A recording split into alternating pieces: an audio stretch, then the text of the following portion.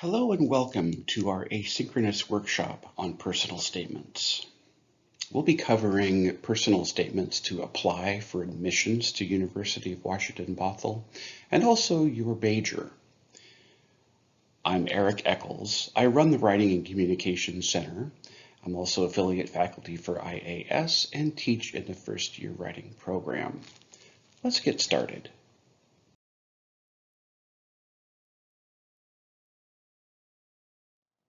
We want you to get the most out of this video that you can. So use this workshop, pause the video. There'll be some opportunities that we've designated to stop the video to do some research, to think, and write.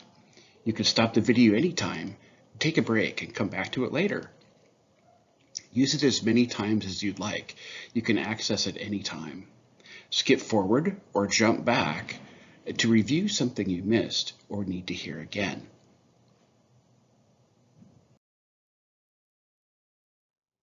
So on the other side of this workshop, if I've done my job, we will understand what personal statements are and what they do for you. We will identify the purpose and audience and the values of your opportunity that you're seeking. We're going to brainstorm some ideas, particularly the main ideas for your statement. We're going to understand the stages of drafting and also appropriate feedback for each one. And we're going to talk a little bit about how. So as we get started, you're going to need a few things for this workshop. You'll need something to write on and with. You'll need access to the website of your opportunity. That would be the institution, the program, the scholarship, whatever. We want to look at the prompt. Absolutely. And we also want to be able to search for their vision and mission. So we want to figure out what their values are, maybe some of the faculty, what research the faculty are doing, perhaps even history and funding. Now, if you have something written already, that's okay. You can go through your statement and add some of the tips that we are going to talk about. To do that, we're going to overview some personal statements about what they do for you and how they help you achieve your goals. But first, this is really hard writing. As a matter of fact, it's my least favorite type of writing, to write about myself. It's personal, it's hard, and it's definitely something that takes practice. So stay with us. Well, personal statements aren't very fun to write. They do work hard for you. They let your opportunity know why you are applying and why this opportunity is important for you. They explain your philosophy and values, and in many cases, how you shape them. They discuss connections between your past influences, your current experience, and your future goals. This is very important for your opportunity to understand the trajectory that you're on. They also demonstrate what makes you unique and how you will add value to that program. And lastly, it gives them a sense of your writing ability.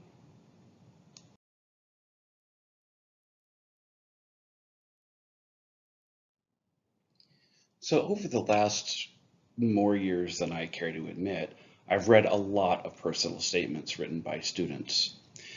And they have an idea of what they think is most important. And more often than not, it's grammar. Now, grammar is important.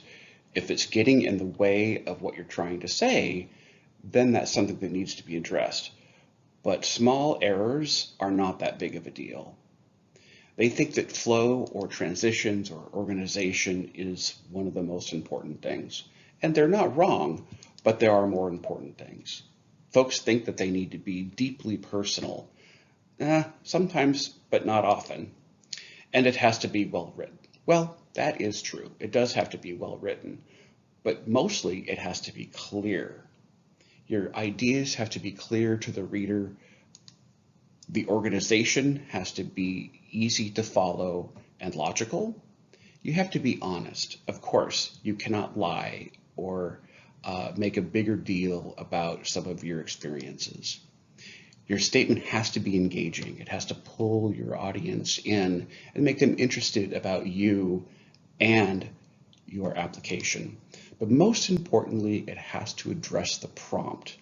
If you don't answer the questions that they ask, then they have no way of knowing how you're going to fit with their. So now we're going to review some prompt examples and how to unpack them. If we don't talk about your specific opportunity, stay with us to learn how to read and respond to any writing prompt. First, we're going to talk about the Admissions Coalition essay. We'll talk about the Transfer and Undecided Major essay. And then we're going to talk about 3 major essays: the Interdisciplinary Arts major, the Business Administration major, and the Computer Science and Software Engineering major. We want to make sure that we are able to read these prompts and respond to them efficiently. Coalition essays are to accompany your application for admissions to University of Washington, Bothell. There are 4 prompts, but you only have to address one. You get to choose. They're generally very short and easy to understand and respond to. This one is tell a story from your life, describing an experience that either demonstrates your character or helped shape it. The next one is describe a time when you made a meaningful contribution to others in which the greater good was your focus. Discuss the challenges and rewards of making your contribution. Next, has there been a time when you've had a long cherished or accepted belief challenged? How did you respond? How did the challenge affect your beliefs? And lastly, which is my favorite, what is the hardest part of being a student now? What's the best part? What advice would you give a sibling or a friend, assuming they would listen to you? Next is the undecided major or transfer application prompt. Go ahead and read it.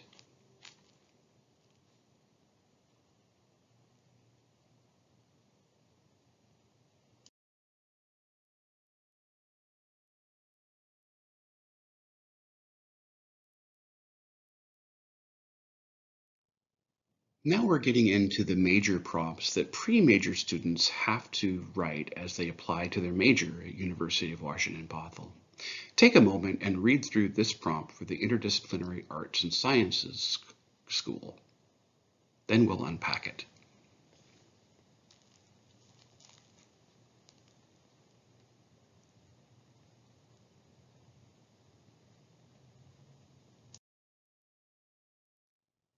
As we unpack this statement prompt, we're going to first look for the verbs or the actions that the prompt is asking us to do.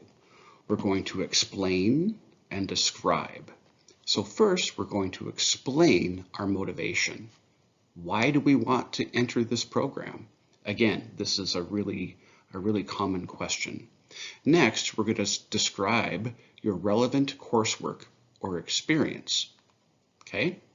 What have you done that will help you in this program? Has to be relevant though, has to have a connection. And then how your past coursework or relevant experience help prepare you. And then lastly, how will this major help you advance your goals? Next, we'll discuss the prompt for admission to the School of Business at UWB. Again, take a minute, read through it, and then we'll unpack it.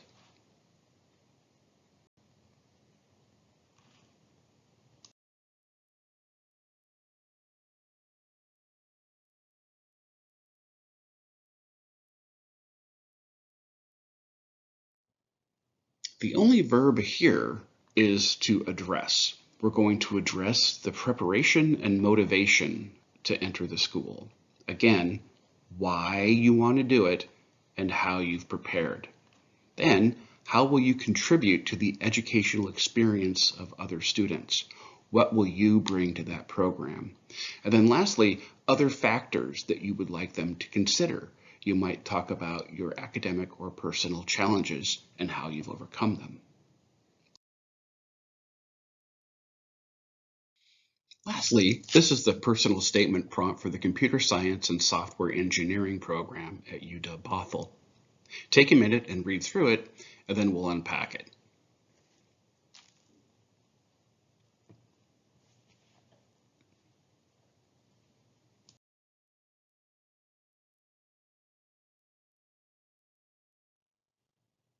Unpacking this prompt is a little tricky, but not hard. The verbs that we're always looking for are here and here, and they want us to act on very specific things. So we're just going to start at the upper left and unpack as we go. First big question, why are you interested in computer science? There's that question. Why do you want to do this? And then specifically, why UW's Bothell's program? Next, do you have experience in hardware or software? If so, describe it. Next, we're going to talk about collaboration and diversity. How do you plan to work with a diverse group of students? And what diverse perspectives will you bring? Okay, that's something that's very important that you'll want to address. And then lastly, if you've applied before, what has changed? Have you repeated courses or overcome significant obstacles? Please explain these things.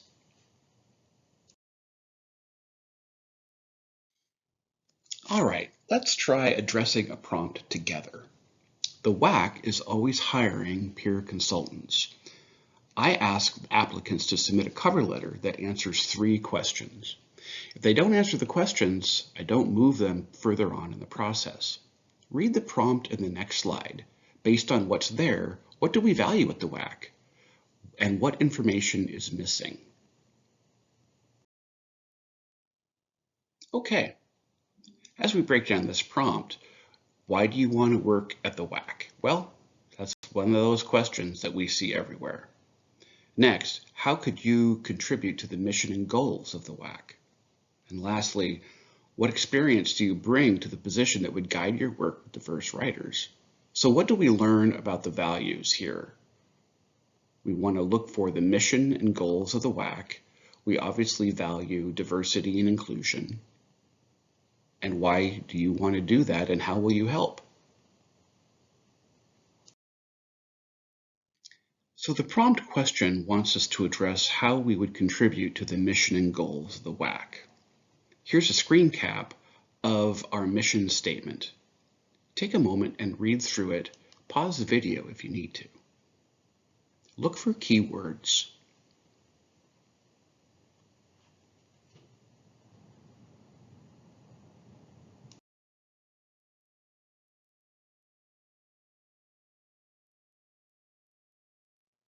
Based on the previous slide and our website, what does the WaCC value? Let's make a list.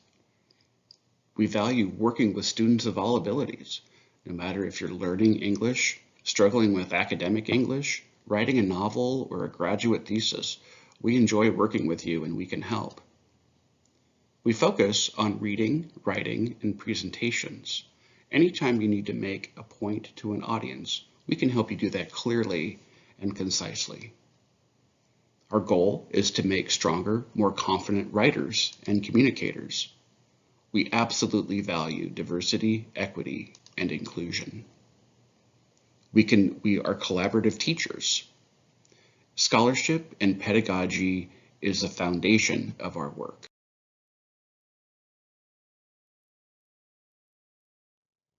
Now it's your turn. Take a few minutes to find and review the prompt for your objective or opportunity. Look around their website to find clues about what they value. What do you learn from the prompt? Is there any information that you still need? And where will you find that information? At the end of this, what will you know about your audience, about what the values and qualities that they prioritize? Go ahead and pause the video now. Welcome back. Okay, now it's time to think about your own values. Think about yourself, but through the lens of the opportunity that you just reviewed. What clear connections can you make? If you have to reach or explain these connections, it might not fit. So go ahead and pause the video and make a short list of the things that you value.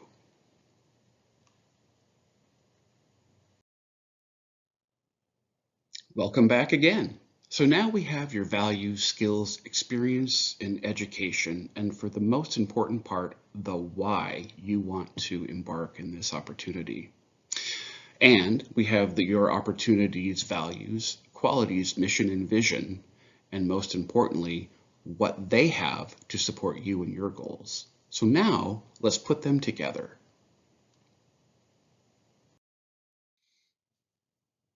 As we start putting it all together, we want to think about what you want, what your point is, or the main idea that you want your audience to know.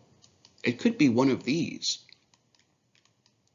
I'm good at stuff, really, or give me a degree. These are fine objectives, but you need something that connects a little bit more to the opportunity's needs. So let's take a look at that. So let's think back to the WaCC and our cover letter prompt. Now it's time to connect the dots. Like on the previous slide, think of your list of values and experience and skills, and then add their list, your opportunities list that is, and then draw some lines between the things that you have and the things that they need. You don't actually have to do this on paper, although it is a good exercise. You can do it in your head, but you should do it. Go ahead and stop the video and do this little exercise. STEM folks like formulas. The rest of us like templates and examples. So here's one that we can fill in. When you're done, you'll have a strong, concise elevator speech for anyone who will listen. So let's take a look. I'm a great candidate for this opportunity because this opportunity could be a scholarship or a program that you're applying to. Add your interests and values, your skills and accomplishments. Don't forget your connections between past and present and future. Also, the ways you will bring value. So let's plug some of the information that we already know into this template.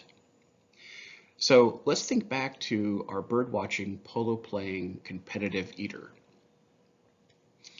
They're a great candidate for the peer consultant position because they're collaborative and exhibits team-driven performance. They're creative. They have competitive experiences, persistence, and a lifetime of helping others. And this will help you to work with students to become stronger, confident writers. So this doesn't flow because the words from the prompt I'm just plugging in here, but with a little wordsmithing, it'll be great. Now it's your turn. You give it a shot. Pause this video and fill in the blanks right here.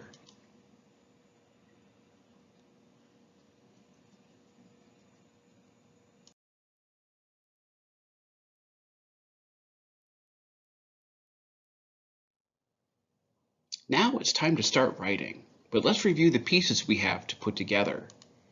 You know your strengths, you know your skills, you know how you can contribute. Your experience is the best evidence that you have. You know your audience, you've done the homework. You know what they value and you know what they need. You have strong connections between the two, you and your audience, meaning the opportunity that you're seeking. You have a strong elevator speech that details these connections. Now it's time to tell a story about how these things all go together. What if I told you that I'm awesome? You would say, prove it. Okay, then I might tell you a story that proves that I'm awesome. You have a story that's unique to you. It doesn't have to be dramatic, it just has to be real. Here is where you begin to share these stories. You want to engage your audience from the first moment. Use vivid and dynamic examples, and then add detail to help your audience visualize what you're saying.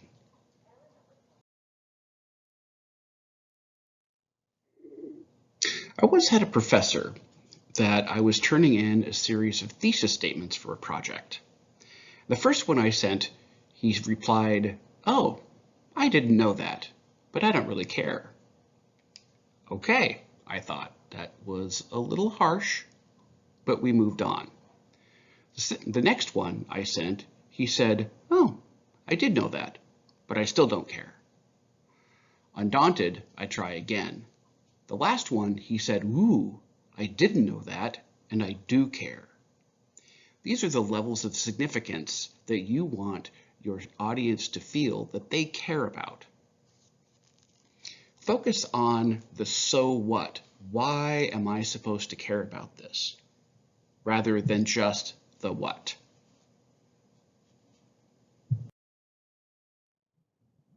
In the previous slide, I told a short story about how I learned the levels of significance. But how do you show and not tell?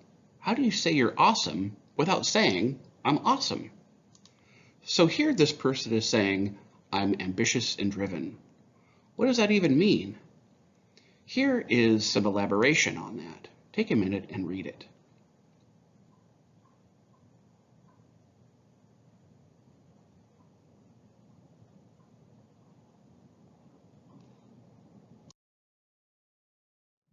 Here's another example of showing versus telling. I'm intellectually curious. Okay, how so?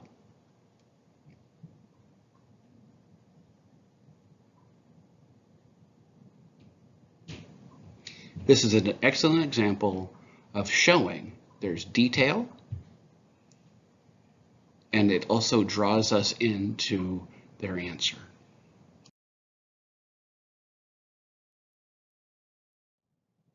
So maybe you don't think you're intellectually curious or ambitious and driven. But I get it. Maybe you think you don't have anything in your life worth writing about. Well, think about these things. What are your intellectual influences? What were the professors that you worked with? Maybe what brings you into your work? Why do you do it? Authors that you enjoy. How about obstacles or turning points?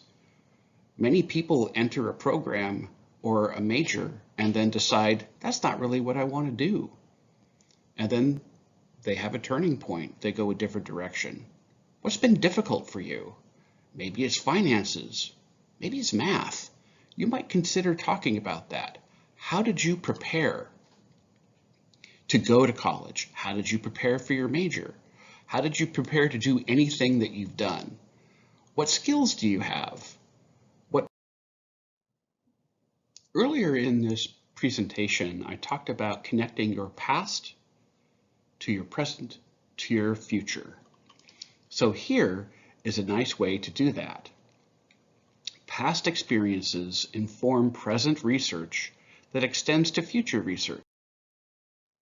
Once you have an anchor point, which is an experience, a story, a philosophy, or value, then you can start talking about it.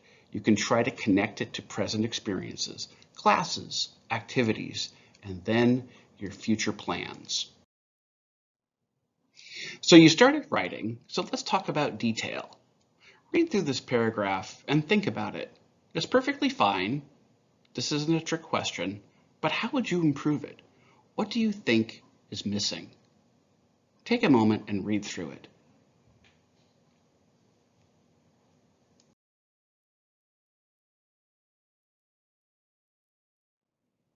So how is this paragraph better? Well, there's more words, so be careful of your word limit. There's bigger words, yes, indeed, but mostly it adds details about professors, classes that they've taken, and goals.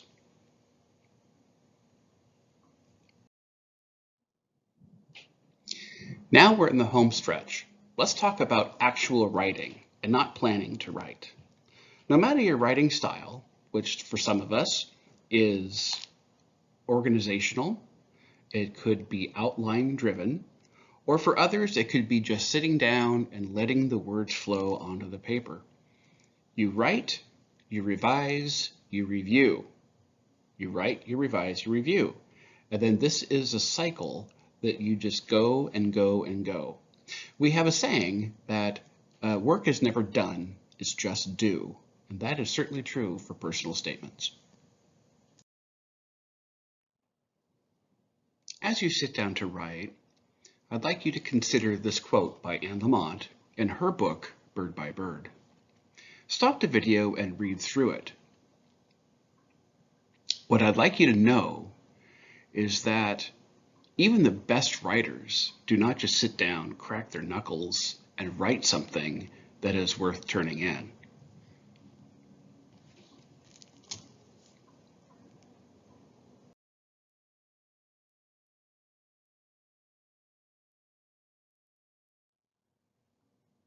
The second quote is about shitty first drafts. It too is in Anne Lamott's book, Bird by Bird.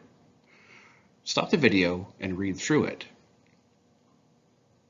What I'd like you to know is I'm not saying you do have a shitty first draft or you will have a shitty first draft, but if you do or when you do, it's okay because you're exactly where you need to be. That's where you begin to review and revise.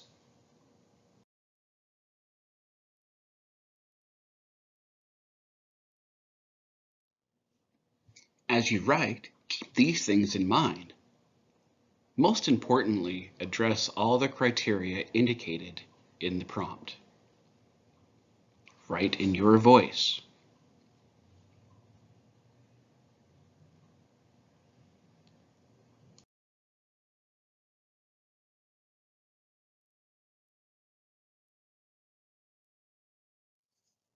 Here's a list of things that you might want to avoid as you write. Try not to reveal too much personal information that's not relevant. Yes, you can go deep, but make sure it connects to the prompt or your overarching goal. Don't recycle essays. Try to not use slang or colloquialisms or acronyms that your reader will not understand. Don't lie, and don't wait until the last minute. Being concise is important. In many cases, you have a little room to do a lot of work. It's really hard to address the prompt, show, not tell, and use vivid detail in 650 words. Mark Twain is attributed to saying, "I'm sorry this letter is so long, I didn't have time to write a short one." Try to write to the point. Eliminate empty content and unnecessary words.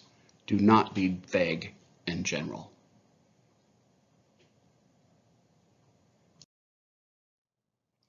Once you've written the stories that demonstrate your skills and experience, your values, and their connection to your opportunity, you likely have more fluff than you realize. You don't have a lot of space to make an impression, so make everything count in your writing.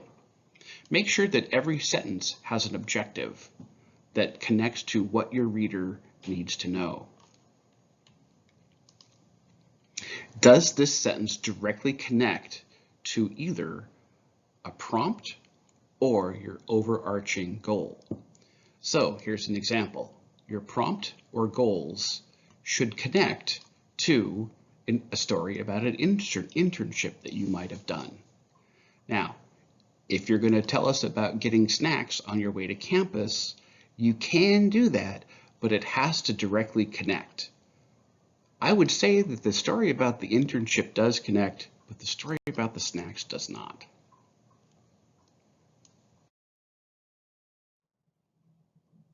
Now you've done the writing, you have a draft, and you're ready to bring other folks in the loop.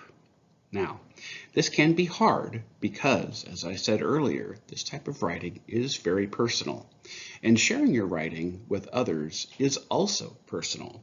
It can be hard, but it is certainly worth doing. But who do we add to your process? Some of the people that you know closely are an asset, and they can help you with your ideas. For instance, a relative might remember a story of you doing something that would be great evidence to your personal statement. Experts can help with connections. Professors have written lots of personal statements for their own work and their own education. They can be great resources. People you don't know are still good because they have different perspectives and can read your work with fresh eyes. This is why the Writing and Communication Center is good. Our tutors are trained to read your personal statements and help you put your best foot forward. Be careful who you want to collaborate with in your personal statement. You might not want to ask your frenemy or nemesis to review your work.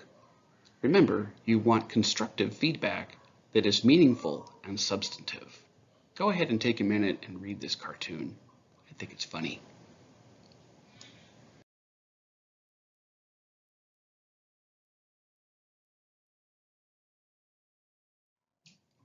Let's think back on Anne Lamont's shitty first draft slide before.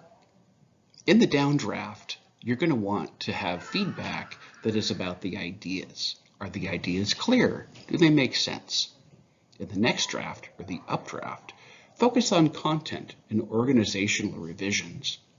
Lastly, you can focus in the dental draft on the fine-tuning, the grammar, syntax, punctuation. It doesn't make sense to have punctuation and grammar worked on when you're still developing your ideas, because you're going to have to rewrite those anyway.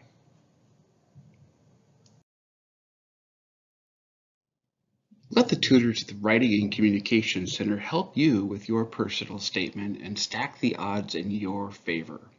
We support students that are current and applying for their major, scholarships, advanced degrees, coursework, and even parking ticket appeals.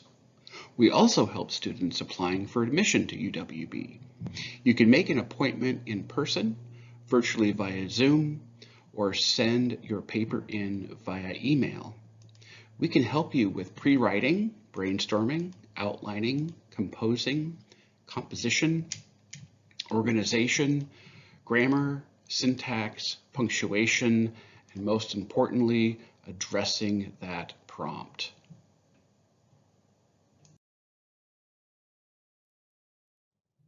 Here's a screen capture of our website. Sorry it's so small, but there's a lot I want to show you here.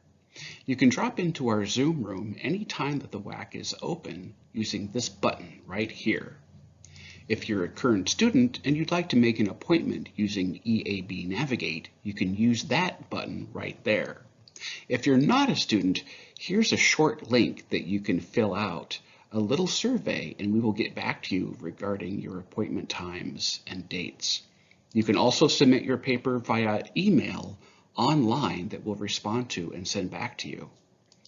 Our winter hours are here. Unfortunately, they're below the fold here.